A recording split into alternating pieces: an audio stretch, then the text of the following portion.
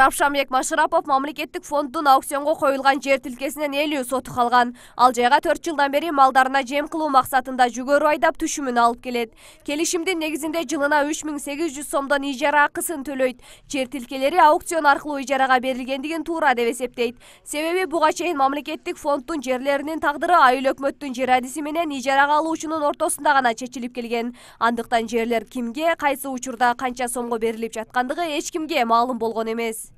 Bir il adamın kızıkçılığı emez, bunu elden kızıkçılığı olup kaldı kıyla. Oşa ayrımacılığı. Gevri alıp pulu varlar 3 gektar, 4 gektar alıp koyuyorlar. Kalganları ileşpeyle jirgen de. Hazır hem negizinden hem topulan kılıp boşondan keyin 50 sotuktan böldük de bärini.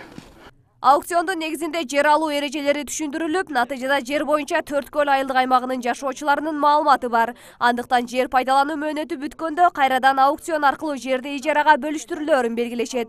Бул мүмкүнчүлүктү укуктук мейкиндик коомдук фонду түзүп берүүдө. Биз эми бул фонддун эң жакшы пайдалуу жагын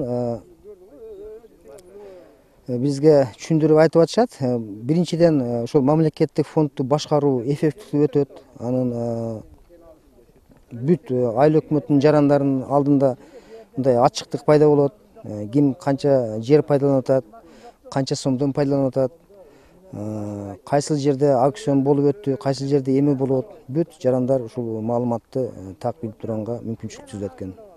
Жашоочулардын айтымында буга чейин жерлер жең ичинен сатылган учурлар кеңири кездешчү. Анткени ижарага берилген жерлер тууралуу элде кеңири маалымат жок эле. Уюштуруучулардын айтымында аукцион аркылуу жер тилкесин ижарага берүү бир топ натыйжалуу иш. Долбоорду ишке ашырып жаткан укуктук мейкиндик коомдук фонду аукциондун эрежелерин түшүндүрүп эле тим болбостон, аны көзөмөлдөөнү да жолго коюп беришерин билдиришет. Бул схеманын негизги максаты электрондук болгон база данных түзүп берүү. Ошо негизинде канча жарандардын жери бар, кайсы жер канча сомго бааланган жана ошол менен анализ жүргүзүү. Канчанчы жылда биз бюджеттти көтөрсөк болот деп.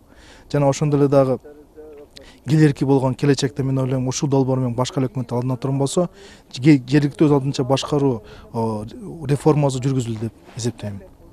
Темилгечилер буга чейин аталган райондун Кызыл Октябрь айылдык аймагында бул долбоордун алгачкы кадамын жасашкан. Долбоордун алкагында ижарага берилчү жерге өткөрүлүп жаткан аукционго катышууну каалаган Кыргызстандын ар бир аймагындагы жаран керектүү документин айыл өкмөтүнүн жер адисине тапшырса болот. Ал үчүн паспорттун көчүрмөсү, арыз, жерге болгон лот жана ижара акысынын 10% алдын ала төлөнүшү шарт. Эми 4 көл айылдык аймагынын чоң дөбө тилкесине 26 февралда аукцион өткөрүлөт. Эгер аукциондо жер ала албай калса, төлөнгөн сумма толук түрдө кайтарылат. Бул долбоорду Сорос Кыргызстан фонду табигый ресурстарды башкаруу программасынын негизинде колдоодо.